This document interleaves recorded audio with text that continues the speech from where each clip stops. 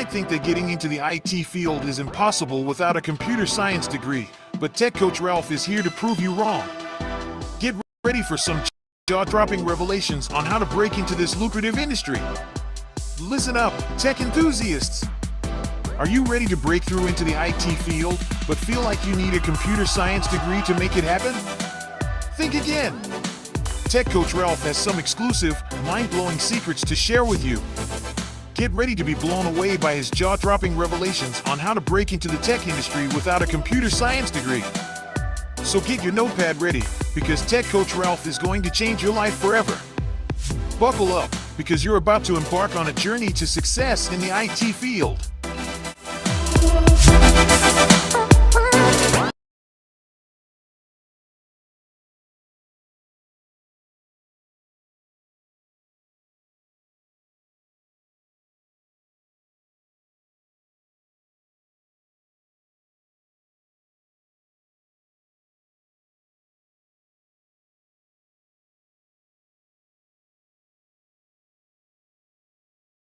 Good morning, good morning, good morning.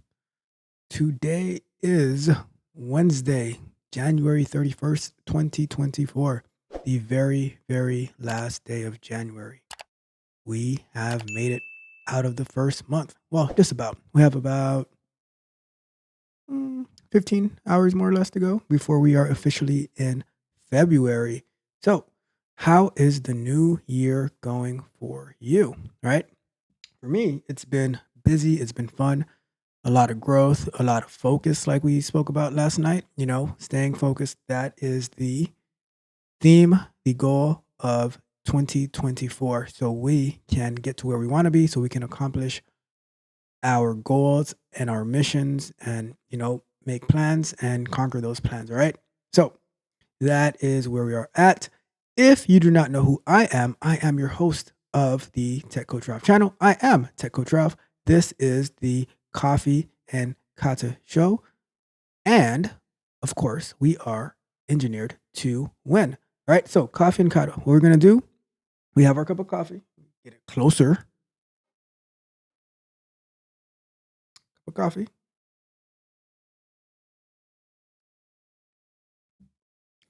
And we're going to first start off going over some news stories.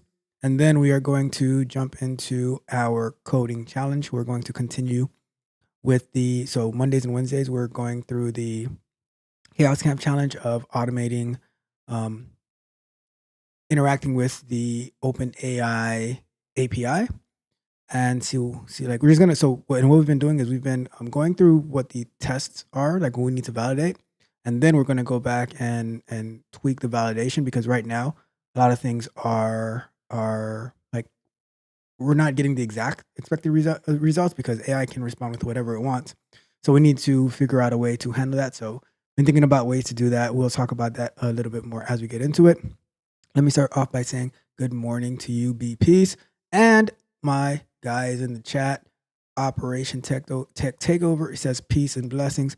Peace and blessings to you as well, family. I mentioned you last night on the Q&A show, talking about like how you're focused and you're always working. So shout out to you as always, Operation Tech Takeover. All right. So, and you're probably on your way to work. So safe driving out there. So be careful as always, and just continue to put in that work, and you're going to see great things happen very, very soon. All right. All right. So let's throw up our timer. And we're going to jump into the show. And right about before I go on, right, I just wanted to mention, because I forgot to mention it last night. So I, Tech Coach Ralph, will be doing a presentation on pretty much what QA engineering is, what QA engineers do, on Monday, February 5th, around 6:30, 6:45, in the Grammar Hub Discord. It is a tech Discord where, like, they help you with a lot, right? So there's networking in there. They do mock interviews. They do resume reviews. They have speakers on, like, who present different things. There's so many different things that they do in there, and they are so organized as well.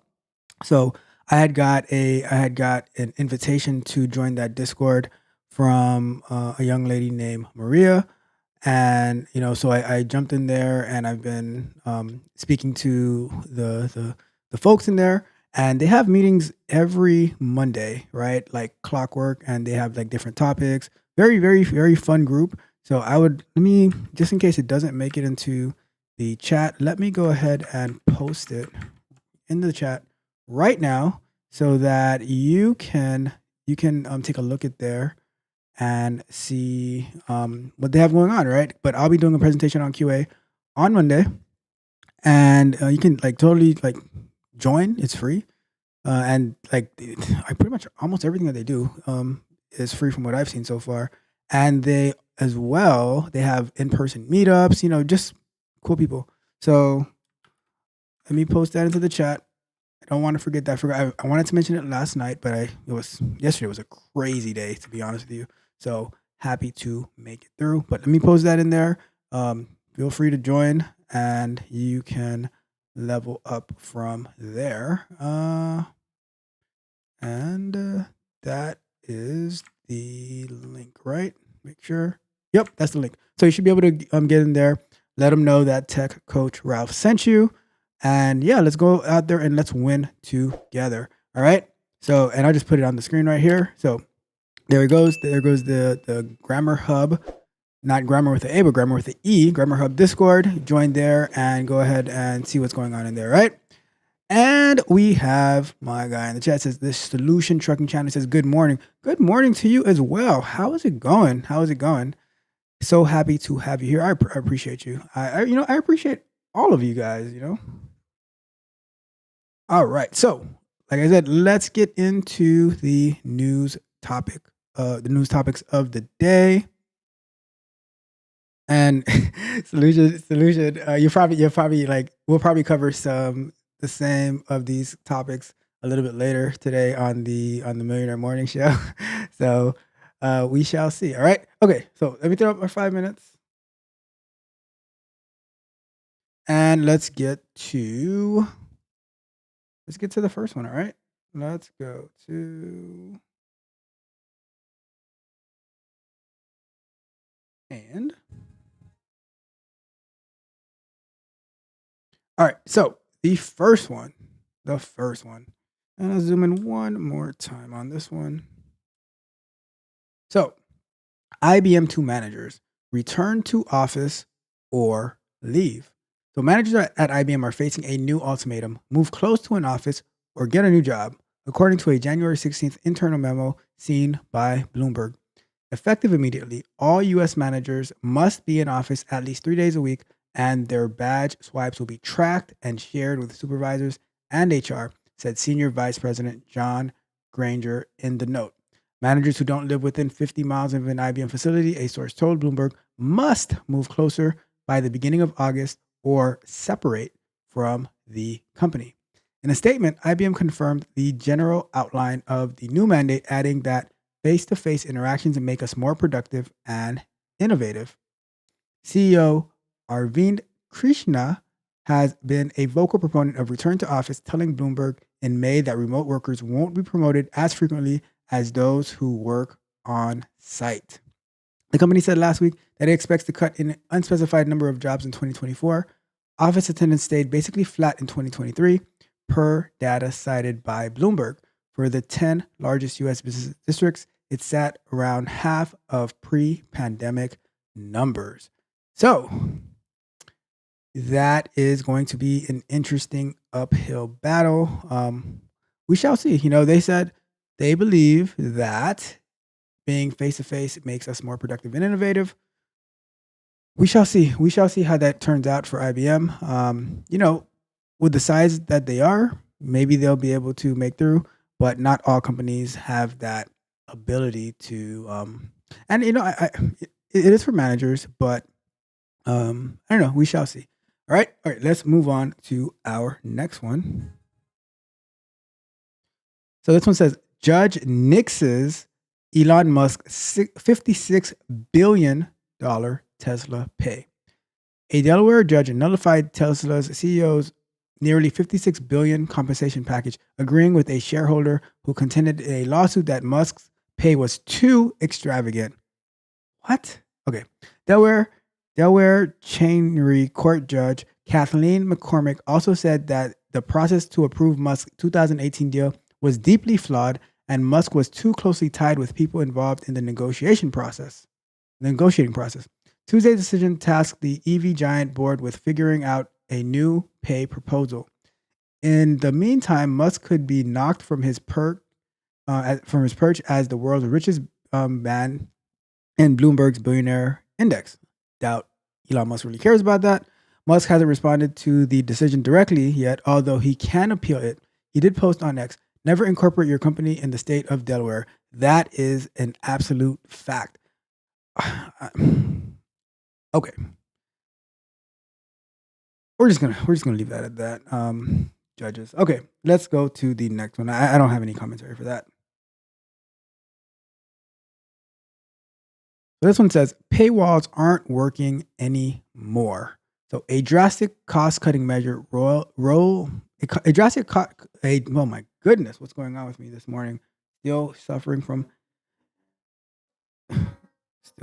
the after effects of yesterday's busy day. Okay, so it says a drastic cost-cutting measure, Royal, the new business, a cluster of media brands are reconsidering their reliance on subscription revenue. They won't get it from me. Though large publishers like the New York Times have successfully cashed in on subscriptions, the reader revenue model is less successful for smaller brands, which often see ad rates plummet along with page views. TechCrunch, for instance, laid off 8 staff members and shuttered its paid subscription product. TC Plus, the tech news website, confirmed Tuesday. Time and Quartz also removed their paywall in the past 2 years, and Business Insider and Gannett have loosened theirs. Adweek reports. Building around two businesses hasn't allowed us to focus where we can win, TechCrunch's editor-in-chief Connie Luzo wrote in the memo to staff. A spat of urgent headlines proclaiming the decline, if not the death, of news industry is prompting conversations on LinkedIn about the need for new revenue models in journalism. Yeah, I mean, it's not the same as it used to be, right? People when there was only certain news sources, people would pay for newspapers, get it delivered and stuff like that. Remember the paper boys and like delivering newspapers and stuff. But now with all this access of information, right? You have YouTube, you have Facebook, you have X, you have Reddit and everything like that, and then you have blogs and stuff like that who are providing news. And for someone like, you've got to be really dedicated to go pay for content behind a paywall that you can get pretty much anywhere else. Like I'll get to a paywall and I'm like, like when I'm looking for something and I get to a medium paywall, I'm like, all right, I'll just go somewhere else. And I always find the information somewhere else because people love to share information. So if you're going to try to hide it behind a paywall, it's not going to work out too well. It's not going to work out too well. I wonder which one works better, the paywall or the advertisements on websites. I mean, there are ad blockers and stuff like that, but I don't know. That is a interesting topic. All right, so we're going to get to our last one and the most important one of the day. All right, and I'm sure we're going to hear about this one a little bit later. But UPS to cut 12,000. Did I just say 12,000? Yes, 12,000 jobs. My sounds haven't even working. Look at that. All right, let's put it on anyways. So they're cutting 12,000 jobs, right? So United Parcel Service said it would eliminate 12,000 mostly management and contract jobs this year after reporting weaker delivery demand in the fourth quarter. Chief Executive Carol Tome said new technologies, including artificial intelligence, would help power operations. So for all the people who say, is AI going to take our jobs? Well, it depends on what you do, right? Because I'm sure they're going to be hiring some AI engineers to help power operations. UPS is also considering selling its Coyote truck brokerage unit to help compensate for a year hit by more in-store shopping and weaker European delivery demand. And as costs rose because of a new labor contract. We're going to talk about that in a bit. The parcel giant said the cuts would be to full and part-time positions that it didn't expect to return, with the move expected to shave out about $1 billion off costs. The delivery giant also said it would call its office workers back for the full 5-day week. All right. So before we get into our coding, I just wanted to show something real quick, right? I remember like it was a big craze last year, right? 2023, about the strike. So this article on cbsnews.com, UPS workers ratify new 5-year contract eliminating strike risks, right? So they were threatening to strike.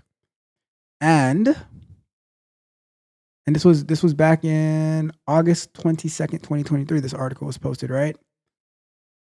So about 86% of voting members approved the contract, right? UPS workers on Tuesday overwhelmingly voted to ratify a new contract that includes higher wages for workers, effectively eliminating the risk of a strike that would have been the biggest in 60 years. Right? The agreement, which will also create more full-time jobs and will secure air conditioning in new trucks, cover about 340,000 UPS workers in the US, right? Well, UPS drivers will earn an average of $170,000 in annual pay, right? However, now,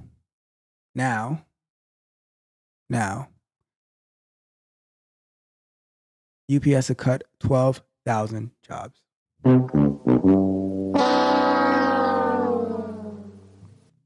How'd that work out for us, right?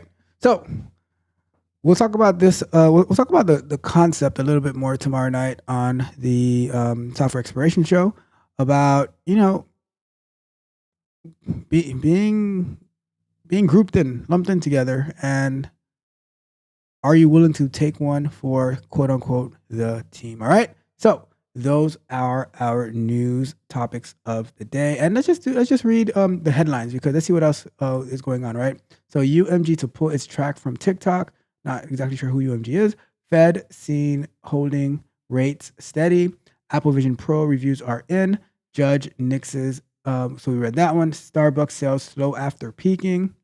We read that one. AI is now summarizing Yelp reviews. Small business owners reassess offices. JetBlue. Maybe those managers who refuse to return to office at IBM can go work for some of these small businesses and really help them grow and level up. That is another option. JetBlue Spirit seeks speedy appeal, and Google faces headwinds on search. All right. So those are our news stories of the day, and we can, we'll hear some more about them, and we'll continue reviewing some news on Friday morning. All right. So that is our news topics of the day, and we will get into our coding challenge. All right. So let's do that.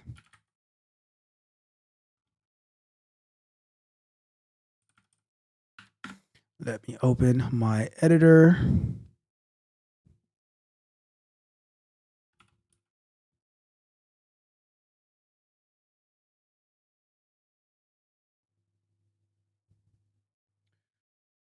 And let's go we'll do 20 minutes. Running a little behind, but I really wanted to get through those news stories today because those are very, very important. All right, so let's go to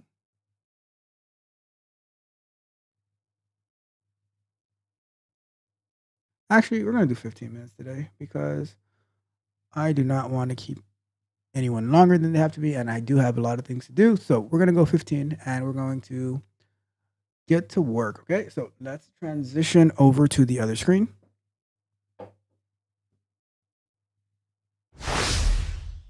All right, so where are we? So last time we were working on, let me pull this up as well, the repo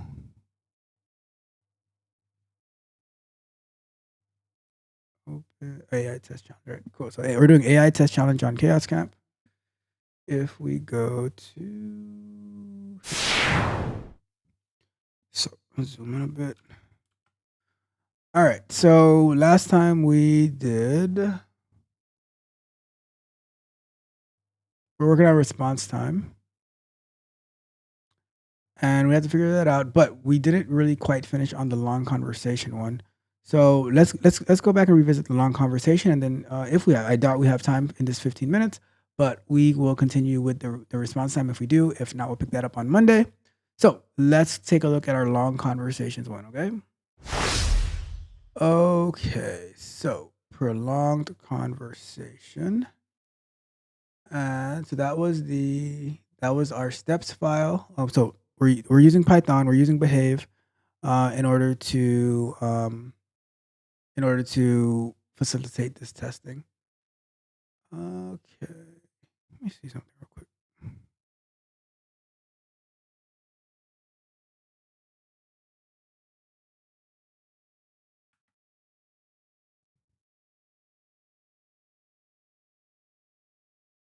Okay. All right. So, and then we have our. Let me see. Where is our long conversations feature file? So in behave, in BDD in general, right? We have our feature file that says like what are we doing, and then we have our step files that pretty much code. So let's say, for instance, this line of code right here, this one sentence is executing this whole thing over here, right? And that's one of the cool things about using BDD and Cucumber Behave is that it makes it really easy to read what the tests are doing. Because like someone might come and try to read this and it's like a bunch of gibberish, you're not really sure what it says, but just by reading this right here, you have a good idea of exactly what's going on and you can follow the order of operations. All right. So, all right, that's gone. All right, so let's continue with this because I didn't put this part in last time. So the context of the conversation should remain. So here we were passing.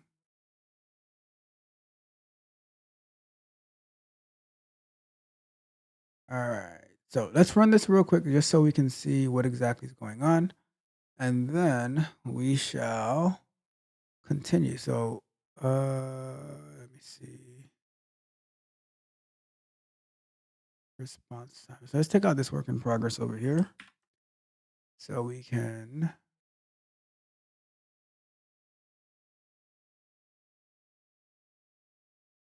And one book I'm gonna start listening to and reading is the Clean Architecture, because as we move on into like building applications and stuff like that, we want to make sure that we are properly handling our architecture. So making things at the right layer. So that's going to be another book I'm going to start to dive into to get a better understanding of the architecture design of softwares.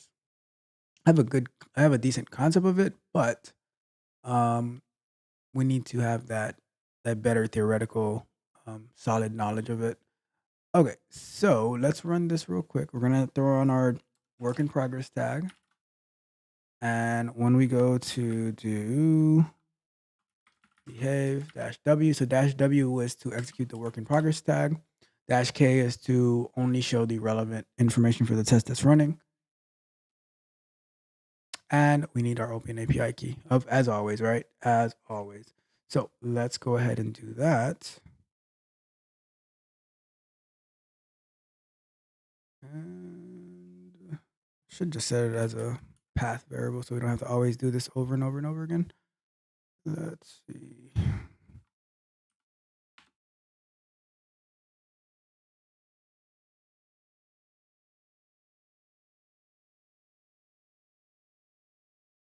Let's log in.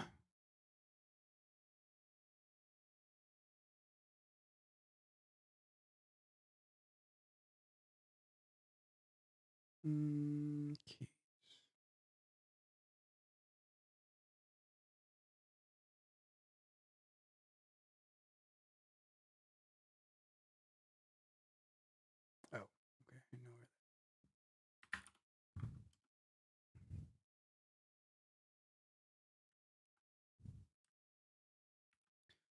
All right. Yeah, definitely gonna have to put this as a path variable so I can not have to always type this in. So let's do export open AI API key equals. All right. So now if we open up a new one, fill some of these out.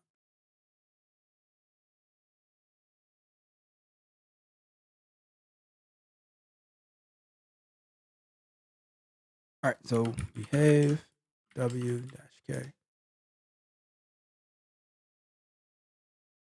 Mhm. The AI challenges.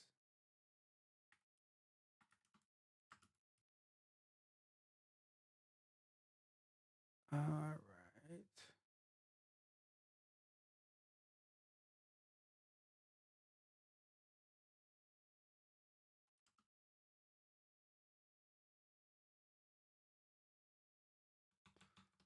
Okay, let's do it like this then. Let me go to full screen so my key doesn't show.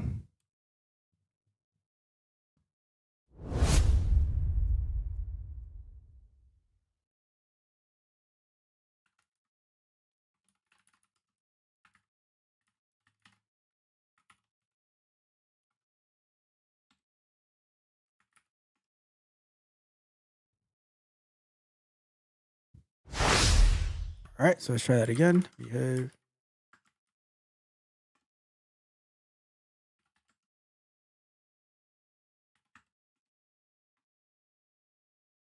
Behave.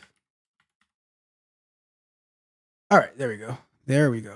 See, and that's why I need to export. Like, I need to export that key to like the to a file so that we don't always have to do that every morning, right? Anyways, here we go.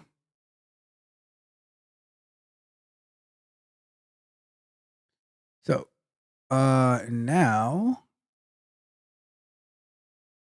let's take a look at what we have. Right. So, OpenAI's response.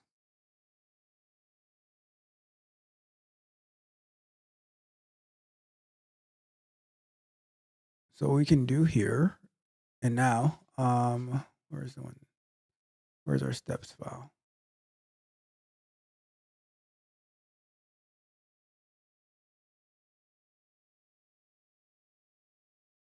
For long convo, right? So all we're doing here, we're passing, okay? But what we want to do is OpenAI response, OpenAI response, right? So we want to pass that. So now by doing context dot response from OpenAI and then response from OpenAI, the variable that we set here, we're going to be storing this the response that we're getting, right, as the as a context variable. So now when we go in here and say um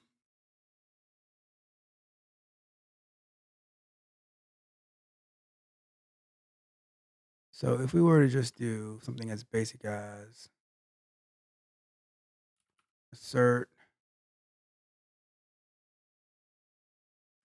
and we say context dot response OpenAI um is not,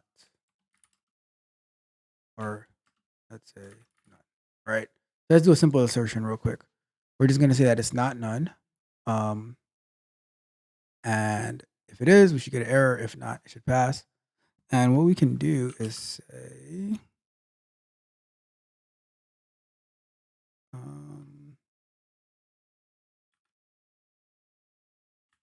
actual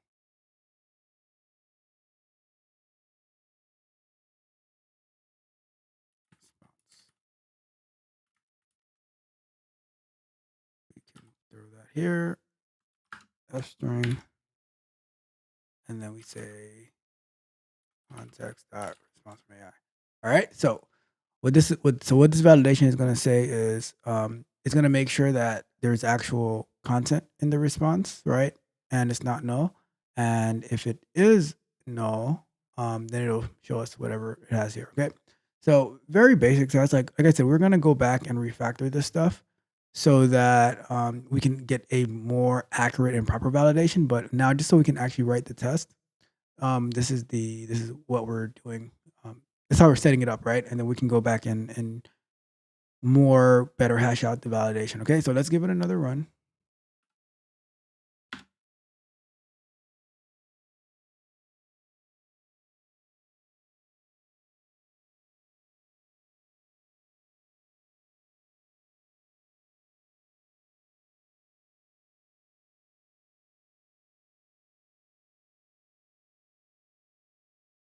All right, so it's still passed, and you just made sure that it wasn't none as the response that we were getting, and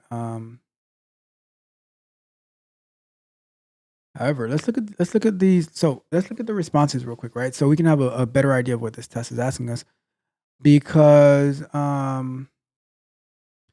because the challenge, right? The challenge that we have in the GitHub, let me pull that up.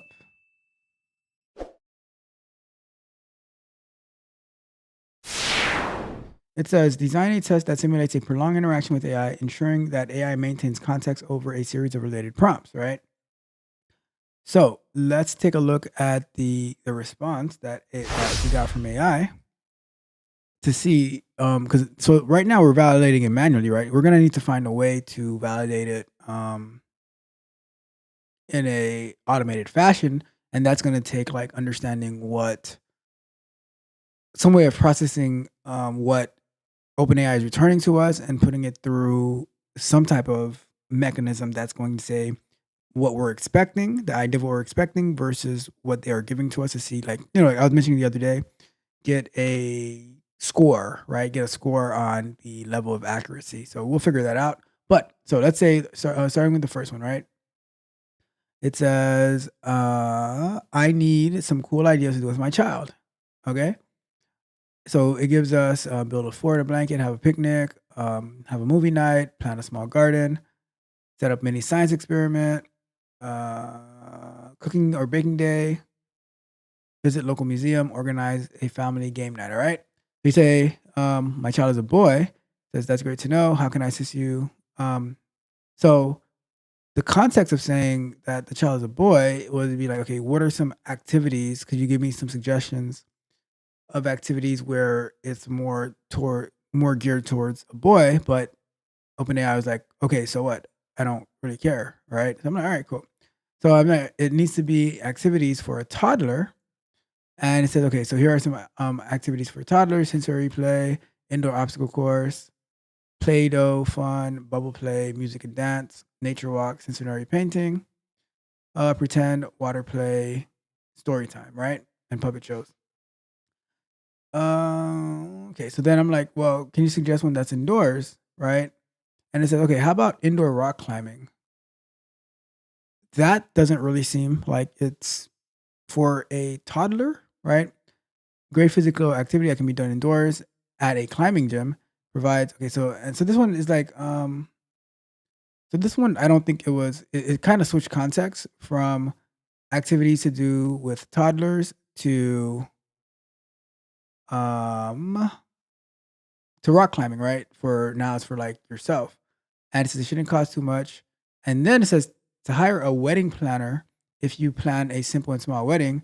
However, if you're planning a large and elaborate wedding with many guests, so we started from like a, something to do with your kid all the way to wedding planning with a pathway to what do you call it? To a pathway to rock climbing, right? So we're going to have a kid go rock climbing and then plan the wedding. Okay. So and this shows like the importance of this type of testing. So right now our test is passing because all we're saying is like make sure that the response that we get is not empty, right? It's not blank, it's not none. However, we're going to need to add some type of mechanism that's going to test and score the response and see, okay, what is the related like are these related? So we'll figure that out. But and we'll probably bring Don on at some point to talk about this, maybe in a evening show because he's in the West Coast and I'm on the East Coast, right? But we'll figure that out. And yeah, so that is where we're at for today, right? We added this little line of validation, and then what we can do, we'll leave it as that. Next week, we'll go back to the response time to measure the different response times of the queries and provide the average, the minimum, and the maximum response time, and go from there. Okay. So let me go back to full screen. All right. So that is our morning show for today. Hopefully that you found the news stories informative and entertaining as well, and just happy to be here with you guys this morning to do this work. It's really important to me that we continue to push forward, to think and have forward progression. So that is our show for today. Thank you for tuning in. I appreciate you all. The Solution Trucking Channel, Operation Tech Takeover, all of you guys out there, really appreciate you. And we are going to go on into the work day. And we're gonna crush it out there, and then we're gonna be back tomorrow to do the same exact thing that we always do, because we are a team of champions. We're a team of winners. We do not quit. All right. So on my way out, if you haven't done so already, go ahead and subscribe to the channel. Hit the notification bell so you can know every time we go live, so you can get that amazing content that you need on a daily basis. All right. And if you need, it's not if, I know you need it, right? You need to get additional help, exclusive content. Go ahead and sign up for the Patreon at www.techcoachralph.dev. You can get access to content I keep separately off YouTube, as well as one-on-one coaching with me, right? But on that note, we are going to head out. Thank you for tuning in. Have a wonderful day. And on that note, Tech Coach Ralph is out.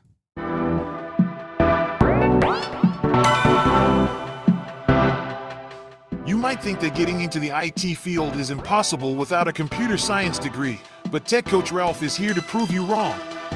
Get ready for some jaw-dropping revelations on how to break into this lucrative industry. Listen up, tech enthusiasts!